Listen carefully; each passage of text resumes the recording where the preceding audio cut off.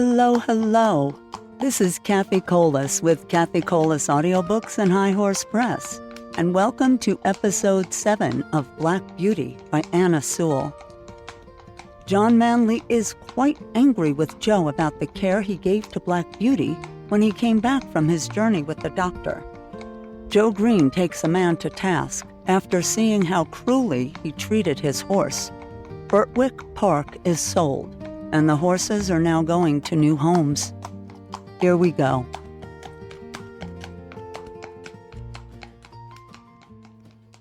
"19. Only ignorance. I did not know how long I was ill. Mr. Bond, the horse doctor, came every day. One day he bled me. John held a pail for the blood. I felt very faint after it, and I thought I should die, and I believe they all thought so too. Ginger and Merrylegs had been moved into the other stable so that I might be quiet, for the fever made me very quick of hearing. Any little noise seemed quite loud, and I could tell everyone's footstep going to and from the house. I knew all that was going on. One night, John had to give me a draught. Thomas Green came in to help him. After I had taken it, and John had made me as comfortable as he could, he said he should stay half an hour to see how the medicine settled. Thomas said he would stay with him. So they went and sat down on a bench that had been brought into Merryleg's stall and put down the lantern at their feet that I might not be disturbed with the light. For a while, both men sat silent, and then Tom Green said in a low voice, "I wish, John, you'd say a bit of a kind word to Joe. The boy's quite broken-hearted. He can't eat his meals and he can't smile. He says he knows it was all his fault, though he is sure he did the best he knew. And he says if Beauty dies, no one will ever speak to him again. It goes to my heart to hear him. I think you might give him just a word. He's not a bad boy." After a short pause, John said slowly, "You must not be too hard upon me, Tom. I know he meant no harm. I never said he did. I know he is not a bad boy. But you see, I am sore myself. That horse is the pride of my heart, to say nothing of his being such a favorite with the master and mistress. And to think that his life may be flung away in this matter is more than I can bear.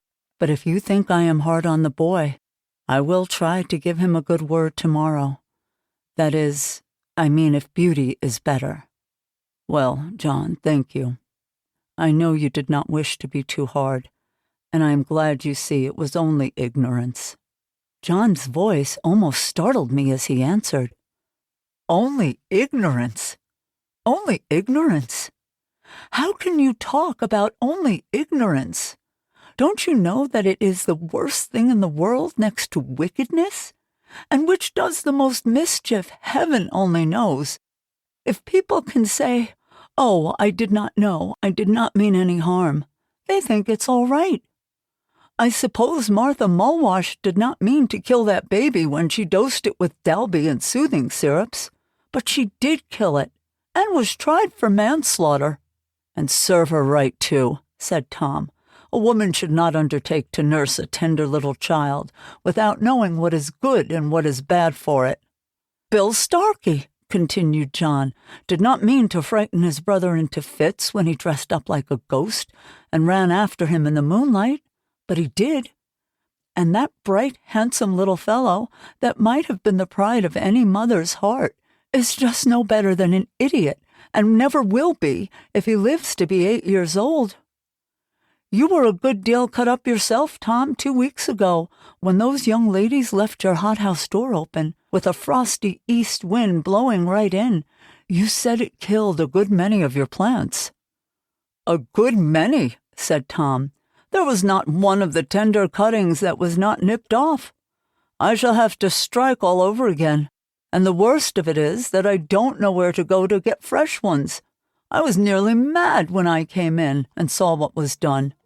"And yet," said John, "I am sure the young ladies did not mean it. It was only ignorance." Well, I heard no more of this conversation, for the medicine did well and sent me to sleep, and in the morning I felt much better. but I often thought of John's words when I came to know more of the world.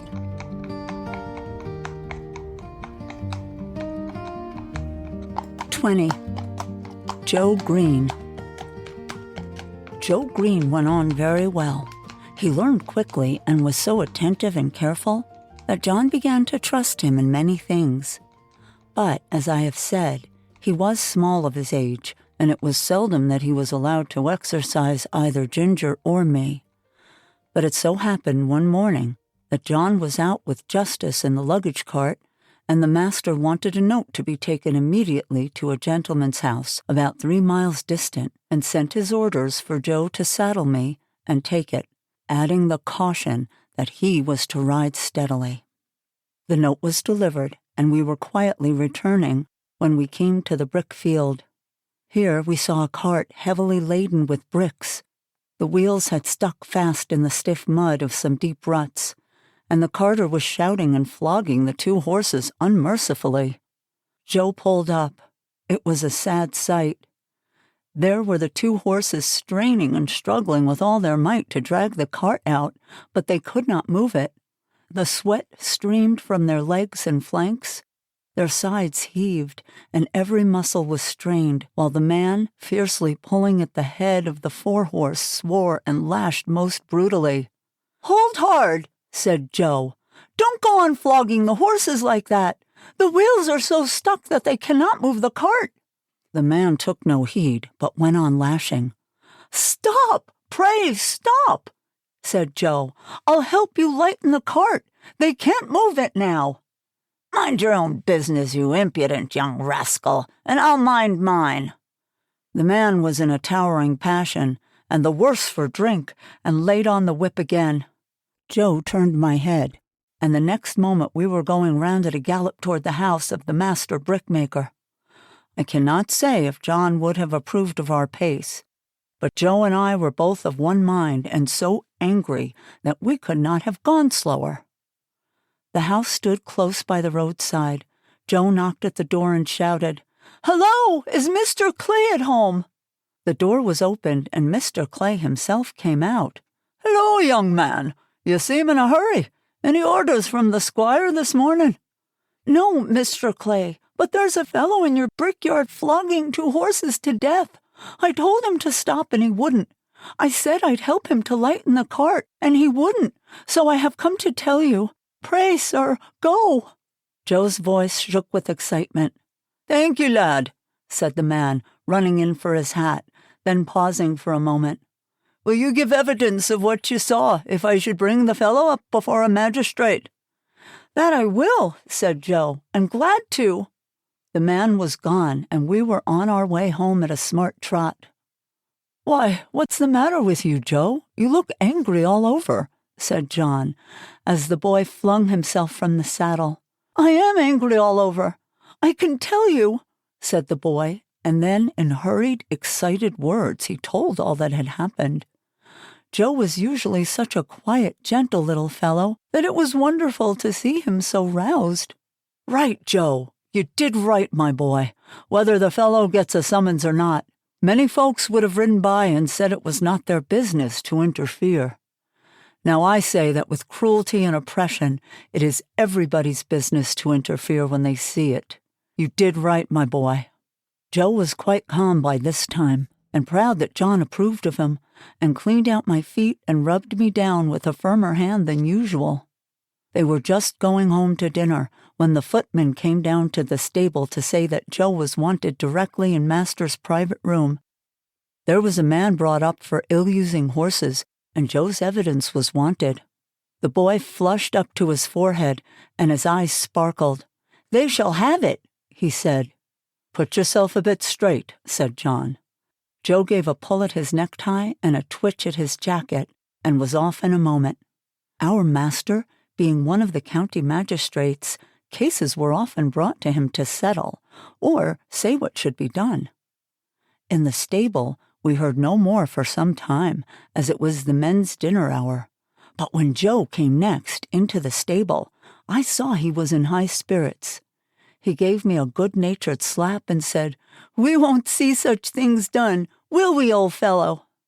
We heard afterward that he had given his evidence so clearly, and the horses were in such an exhausted state, bearing marks of such brutal usage, that the carter was committed to take his trial and might possibly be sentenced to 2 to 3 months in prison.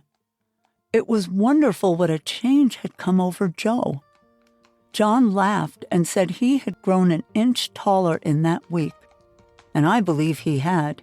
He was just as kind and gentle as before, but there was more purpose and determination in all that he did, as if he had jumped at once from a boy into a man.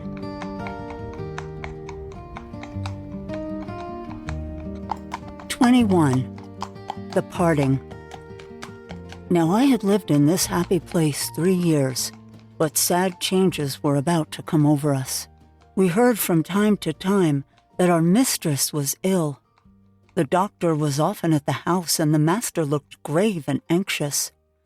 Then we heard that she must leave her home at once and go to a warm country for 2 or 3 years. The news fell upon the household like the tolling of a death bell. Everybody was sorry, but the master began directly to make arrangements for breaking up his establishment and leaving England. We used to hear it talked about in our stable. Indeed, nothing else was talked about. Jon went about his work silent and sad, and Joe scarcely whistled. There was a great deal of coming and going, and Ginger and I had full work. The first of the party who went were Miss Jessie and Flora, with their governess. They came to bid us goodbye. They hugged poor Merrylegs like an old friend, and so indeed he was. Then we heard what had been arranged for us. Master had sold Ginger and me to his old friend, the Earl of W., for his thought was we should have a good place there. Merrylegs he had given to the vicar, who was wanting a pony for Mrs. Blomefield, but it was on the condition that he should never be sold, and that when he was past work he should be shot and buried. Joe was engaged to take care of him and to help in the house, so I thought that Merrylegs was well off. Jon had the offer of several good places, but he said he should wait a little and look around. The evening before they left, the master came into the stable to give some directions and to give his horses the last pat. He seemed very low-spirited. I knew that by his voice. I believe we horses can tell more by the voice than many men can. "Have you decided what to do, Jon?" he said. "I find you have not accepted either of those offers." "No, sir. I've made up my mind that if I could get a situation with some first-rate colt-breaker and horse-trainer, it would be the right thing for me. Many young animals are frightened and spoiled by wrong treatment, which need not be if the right man took them in hand.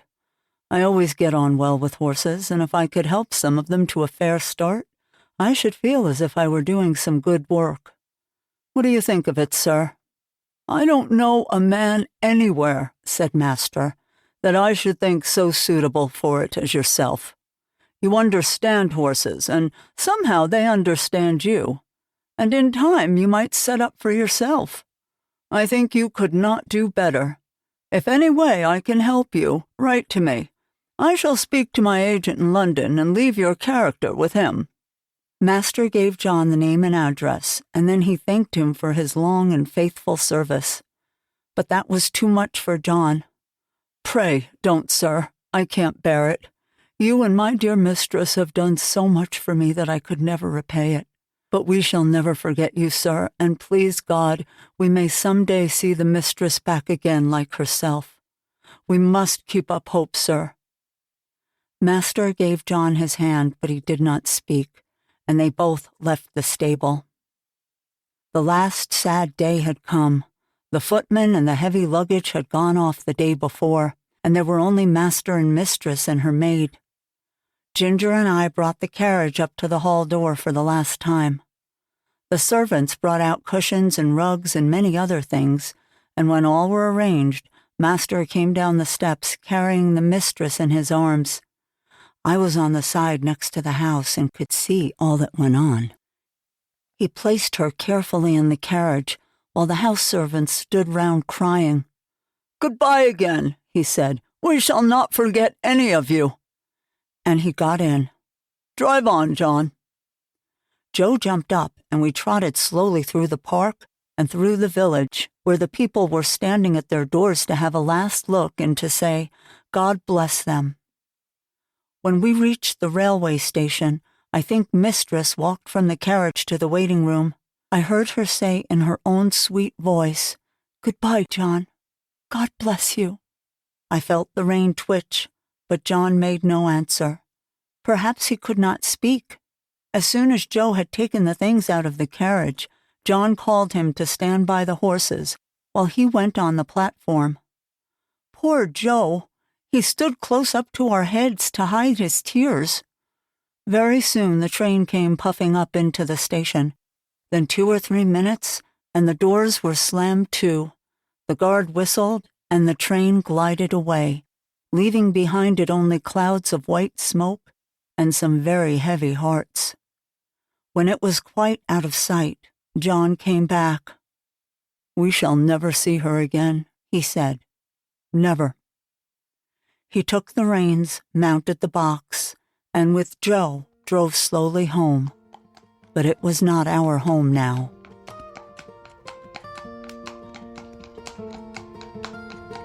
And there you have it. This has been Black Beauty by Anna Sewell, brought to you by High Horse Press and Cathi Audiobooks, where we bring new life to old classics.